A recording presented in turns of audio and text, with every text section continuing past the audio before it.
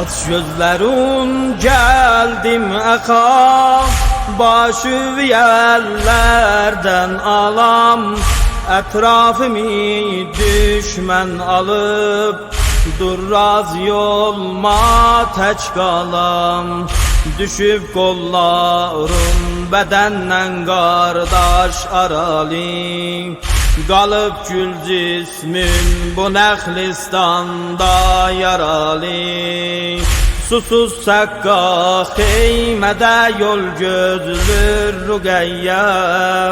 Deyir Allah teşnədir rubabin marali. Ələmdar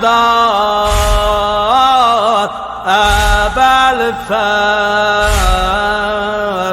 sipahdar əbəl-fəz, sipahdar əbəl-fəz. Az bas ki səyyad ox vurub, Ümmül bənin əslaninem.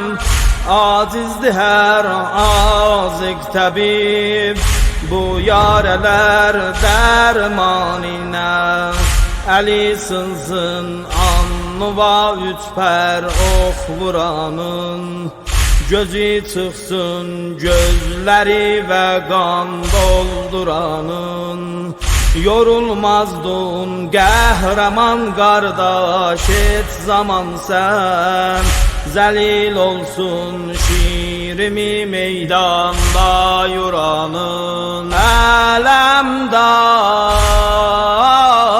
əbəl-fəz, sipahdar əbəl-fəz, ələmdar əbəl-fəz, sipahdar əbəl-fəz. Fərmandehi cəngim oyan, Qeyrətli sərhəngim oyan.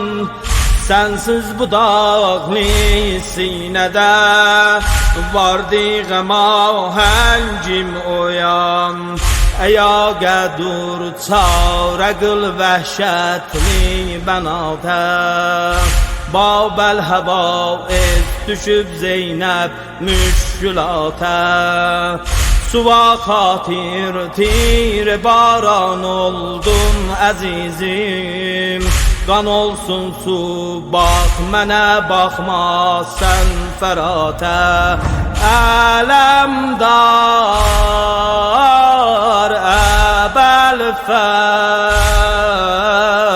sipahdar